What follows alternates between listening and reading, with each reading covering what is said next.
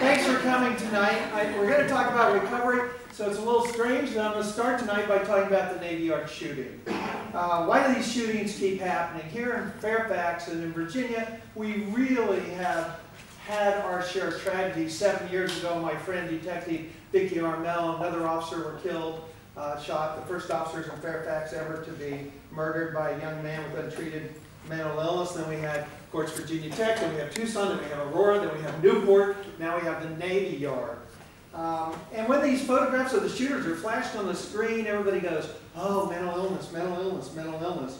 And it's easy to assume that everybody with a mental illness is dangerous and there's no hope. But I'm here tonight to tell you that this is simply not true. There is hope.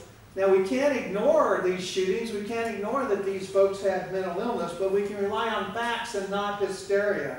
The National Institutes of Mental Health, as you just heard, says 1 in 5 Americans have a mental illness at any time during any given year. That's 60 million Americans. They're our brothers, our sisters, our mothers, our fathers, and our children. They're not dangerous. They're more likely to be the victims than the perpetrators.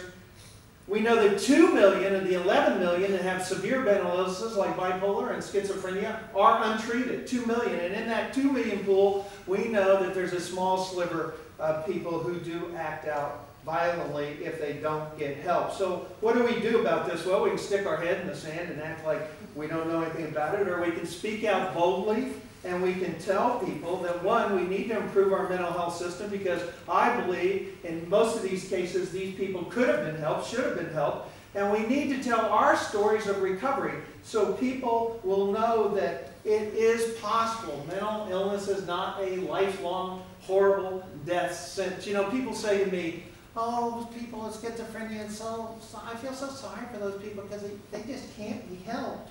And I always reply with one word, bull. And I cut that short out of respect to you.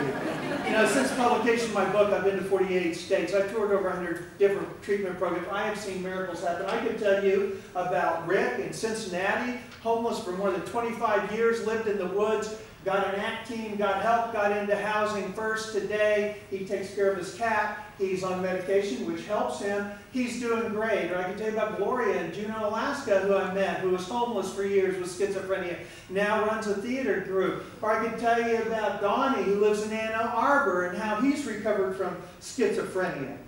But tonight I'm going to tell you about my son, Kevin, and our family's journey. That's what I've been asked to talk about. And my journey into this mental health field began with a frantic car ride of my son saying these words, Dad, how would you feel if someone you love killed himself? My son Kevin and I were racing down from New York City, Manhattan to Fairfax County, Virginia when he asked me that question. Kevin had been diagnosed a year earlier with bipolar disorder. A doctor put him on meds. He'd gotten a little better, and they'd stopped taking him, and I was so stupid. I thought, well, it's like aspirin. You got a headache, and it goes away. Well, a year later, I got a call from his brother. He said, you got to get to Manhattan. Kevin is crazy. I raced to Manhattan. My son had been walking on the streets for 5 days. He hadn't slept. He was convinced God had him on a secret message. And during that frantic car ride from Manhattan down to Fairfax Innova Hospital, Kevin would laugh 1 minute and then begin sobbing the next. I pleaded with him to take his pills. He screamed at me, pills are poison. Leave me alone. And we got to the emergency room, and the intake nurse rolled her eyes while Kevin was talking gibberish.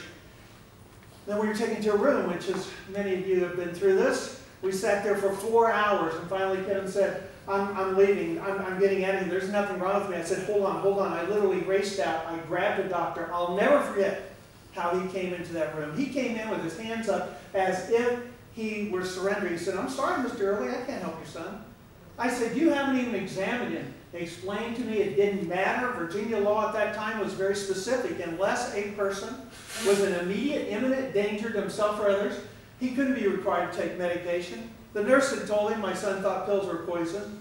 And we'd been in there for 4 hours, so clearly there was no danger. So I was told, bring your son back after he tries to hurt you or he tries to hurt someone else.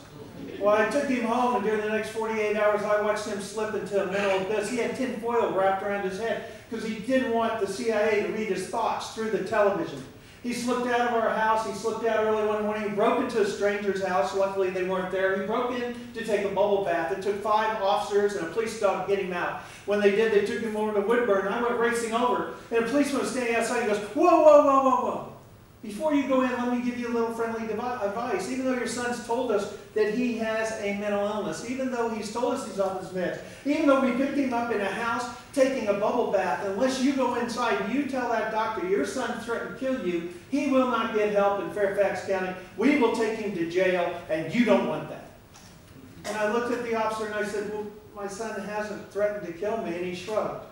So I'm here to tell you, and I do it with absolutely no pride because it hurt my relationship with my son. I lied. I went in, I said my son had threatened to kill me. That was good enough to get him taken to Mount Vernon Hospital, where 24 hours later, he voluntarily admitted himself. But our problems were far from over. 24 hours after my son signed himself in, I got a call from his doctor. He said, your HMO is refusing to pay. They say he doesn't need to be here. We're going to release him. I said, hold it. And I called that HMO. And I didn't get anywhere until I happened to remind them that I used to work at the Washington Post and that I knew Mike Wallace's 60 Minutes and they should expect a call. Well, I thought they thought I was bluffing until Mike Wallace called them up. And you mentioned, hi, this is Mike Wallace, 60 Minutes. Why are you throwing Pete Earley's son out of the hospital? All of a sudden, my son was allowed to stay for an amazing 14 days. In the short time between that frantic ride, I had lied to get my kid into treatment. And I violated my ethics because journalists aren't supposed to bully people in order to get them treatment. And just when I thought things couldn't get any worse, they did. I got a call from Detective Vicki Armel, and she said, your son's being charged with 2 felonies, breaking and entering, destruction of property. I was so frustrated. Virginia law had kept me from getting him help. Now it's wanting to punish him. I said to my wife, Patty, one night, I don't know what to do. I want to help our son. And she looked at me and she said, well, why don't you do what you do best? Pete Earley, a father, can't find out much. Pete Earley, a journalist, can. Investigate this. Find out what's happening today in mental health. Well, for once, I actually listened to my wife. And I found out that there are 365,000 people, as we're sitting here tonight in this lovely library, have schizophrenia and bipolar and major depression in jails and prisons. 500,000 are on probation. More than 1 million go through the criminal justice system every year. And as many of you have heard over and over, the largest public mental facility in the United States today is not a treatment center, it's the LA County Jail. And if you think Virginia doesn't have a problem, think again. According to a recent study, if you have a breakdown like my son in Virginia, the odds of you ending up in jail or going to a hospital are 4 to 1 in favor of the jail. 4 to 1. Virginia today, we have 3,036 inmates alone in Virginia jails. That's just the jails. They have serious mental illness that would qualify for them to be admitted into a state hospital. Guess what? There aren't there. We only have 1,250 beds. We have twice as many people with serious mental illness sitting in jails than we do in our state hospital, which makes our jails the largest public mental facility in Virginia.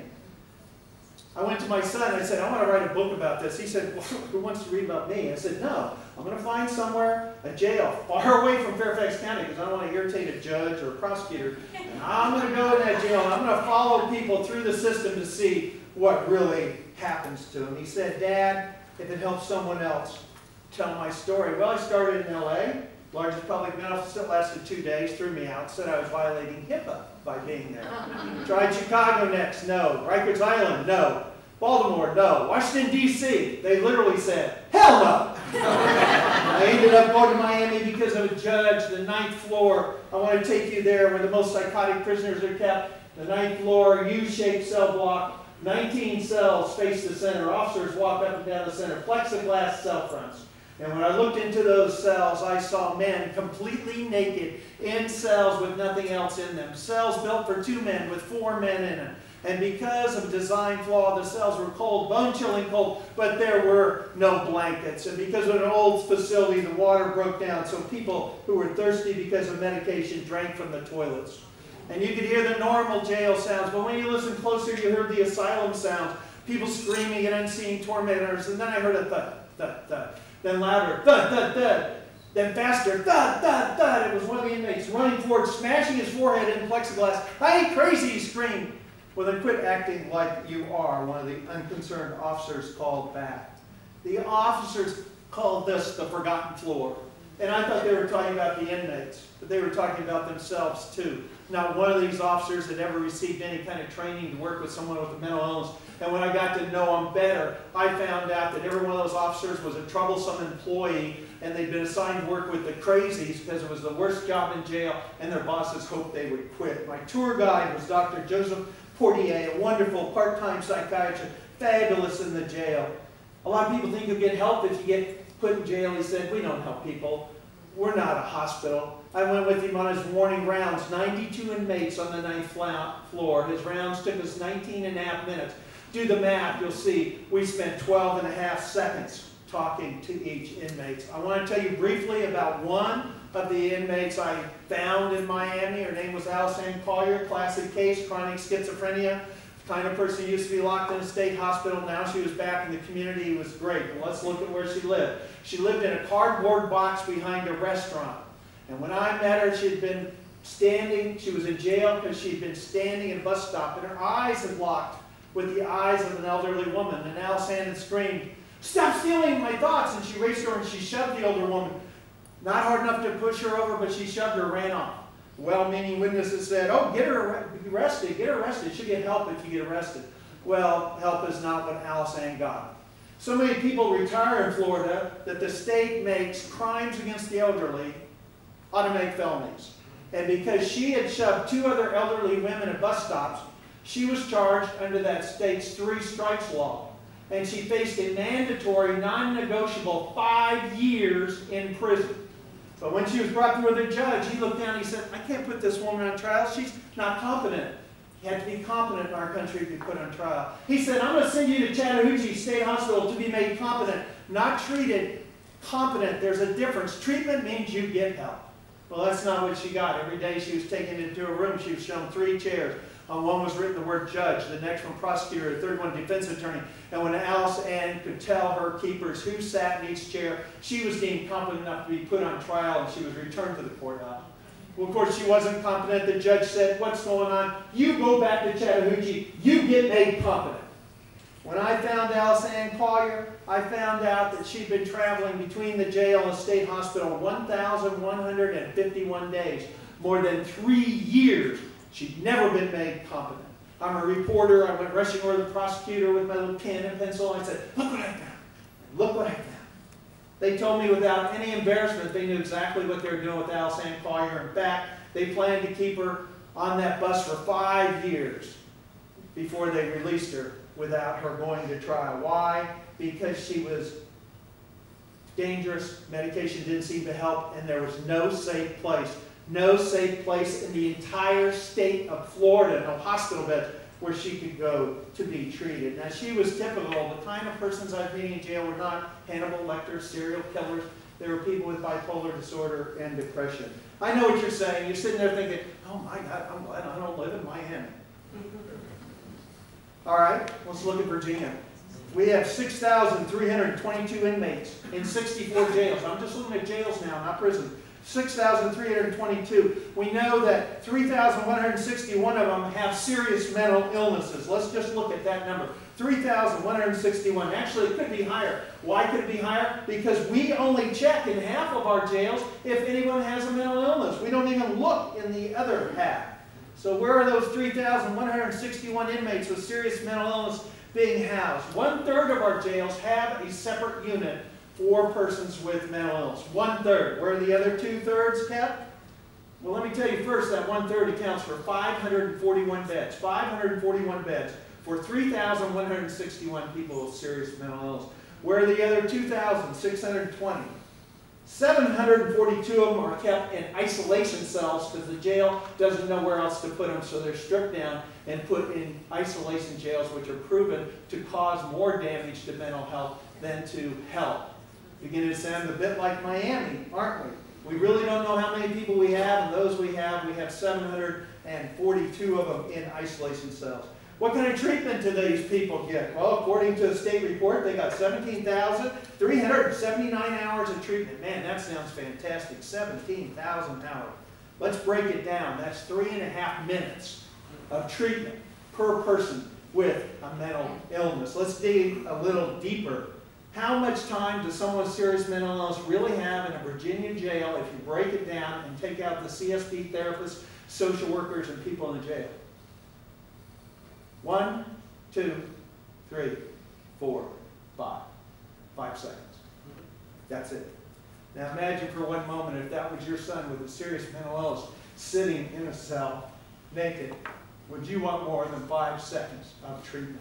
There are many reasons why our jails and prisons are becoming our new asylums. The top 3 are money, money, and money. Let's look at Fairfax County. Because of budget cuts, $16 million of local funds in the last 5 years, restrictive hiring at the CSP. If you have a mental breakdown like my son did in Fairfax County today, you will have to wait 5 to 7 days to see a licensed CSP therapist. 2 weeks to 4 weeks to get a case manager. And if you're psychotic and homeless, 9 months to get into any kind of supporting housing, and a 2-year wait for more intensive services. Waiting 5 days when someone's in the throes of a mental breakdown to see if a doctor is a recipe for disaster. Now, public health officials say we should have 50 hospital beds per 100,000 people. In Virginia, we have 22, half of what we need. Because our mental health care system is struggling to keep up, so many people are going to jail and prisons that we're asking our criminal justice system to save us. And we're doing great things, and you really should be happy here in Arlington because you are up on this. You have crisis intervention trained police officers. You have a drop-off center. Fairfax County doesn't have one. Only another place in the state, Henrico, I know has one, where people can be taken and triaged and not end up sitting in jail.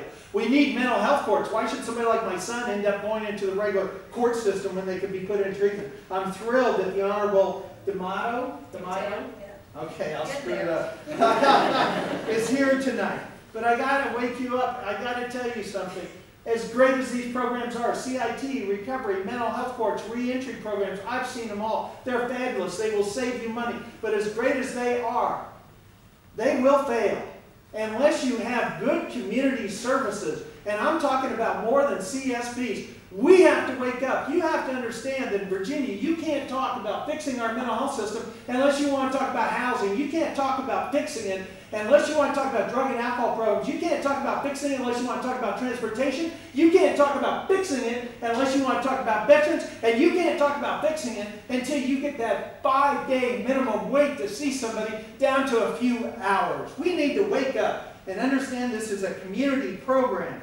And we're wasting dollars by having people going in and out of those jails and prisons. Okay, sorry for the sermon. Now I'll go back to what I was invited to talk about, which is recovery. Okay? Thanks. I'm moving. I'm out of time, so I got 2 more pages, please. I'll tell you about my son. Like all parents, I thought he'd get better. I thought we'd move along. I thought this was great. For 2 years, he was on probation. He took his drugs. He did super. He got a promotion, selling shoes, went off his drugs.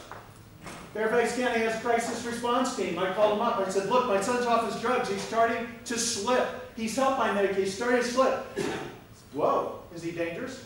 I said, no, he's not dangerous yet, but last time, you can't judge him based on last time. You call us if he's dangerous. Well, the night I didn't have to lie, the night my son was violent, I called that same dispatcher. I said, please come, my son is violent. And he said, no, wait a minute. Is your son dangerous or is he violent? And I said, he's violent. He said, oh, we don't come if they're violent. You need to call the police. I called the Fairfax County Police. They came over. They shot my son twice with a taser, hogtied him, and took him away. Now, there's a reason I'm telling you that story. I've got to make this brief, but there's a reason. If I couldn't get my son help after writing a book about it, living in Fairfax County, knowing Mike Wallace, what chance does someone who doesn't have any of those perks, doesn't know him, what chance do they have? Well, my son got better. 16 months later, he went off his meds again. It was Thanksgiving. He thought I was going to call the police. He was scared to death. He jumped in his car. He took off. He wouldn't answer his cell phone. Finally, he answered it. I said, where are you? He said, I was going to heaven, but I got stopped in North Carolina. So I said, well, what's wrong? And he said, I'm out of gas, and if I step out of this car, I will die. And I said, what? He says, if I step out of this car, voices are telling me I'm going to die. All right, we all know that's ridiculous, but how do you know you're listening to me? How do I know this podium's here? My brain is telling me that. And I'm telling you, if your brain is telling you you'll die if you step out of that car, you will. So I arranged for him to get gas. I did what no father should do. He came driving up 95, psychotic, went off the road twice, got home okay. Our cell phone batteries ran out while I talked him in. What do you want to do, Kevin? I want to go in a safe house. Okay, we have one in Fairfax County. I took him there. Safe place to just figure it out. I don't want to take my meds. Go in the safe house. Middle of the night, he got up, took off all his clothes because he thought that made him invisible, went walking outside. But listen to what happened this time. He got picked up by a CIT trained officer, and my son said, the last time they tasered me because I didn't want to be handcuffed. He said, that's okay. Get in the back of my car. I won't handcuff you. That officer took him to the same hospital, Fairfax County, when the doctor there said, it's not illegal to walk around naked. That's not a sign. I'm not going to. The CIT officer actually said to him, really, I'm going to look up where you live and drop him off on your front lawn. All of a sudden, my son was admitted, and then he ran into a real angel on earth. I'm sorry, I'm going over my time. I'll be real quick. Cynthia Anderson works at CSB. She came to him and she said, why don't you want to take your med? You know, of my 5'7" psychiatrists, only 2 have ever bothered to learn anything more than his name and his diagnosis, because they're paid 15 minutes to figure out what drug to give him and then move on and let social workers take care of it. She found him a doctor who talked to him, said, I don't like the weight gain. She helped him. Then she said, I don't think living with your father is a very good idea. I'm going to find you a place to live. She put him in an apartment with 2 guys with schizophrenia. And then she said to him, what do you want to do? Well, I can't do anything. I'm sick. Don't let your illness control you. What do you want to do? Well, I'd like to help people. She got him into a peer-to-peer training. Alcoholics Anonymous has a mentor. Peer-to-peer is someone with mental illness helping someone else with mental illness. At first I thought, oh, this is one of those boondoggle programs. You know what my son did? He went down the basement. Person with schizophrenia weighed more than 300 pounds, hadn't been out of his parents' basement for more than 3 years. He got him out. He took him to a movie.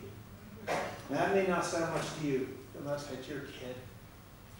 My son today has been stable 7 years. He works for Fairfax County CSB. He works in their jail diversion team. He owns it. He rents an apartment, pays taxes, and works 2 jobs. So don't tell me recovery is not possible. I have 2 years.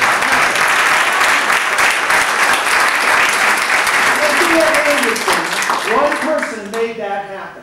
One person got involved and changed my son's life. I say a prayer for her every day. What's my point? My point is you need to be the next Cynthia Anderson. You need to get involved. You need to train somebody's life. Margaret Mead said it best when she said, never doubt the power of one person to change an entire community. In fact, that's the only thing that ever does. Thank you.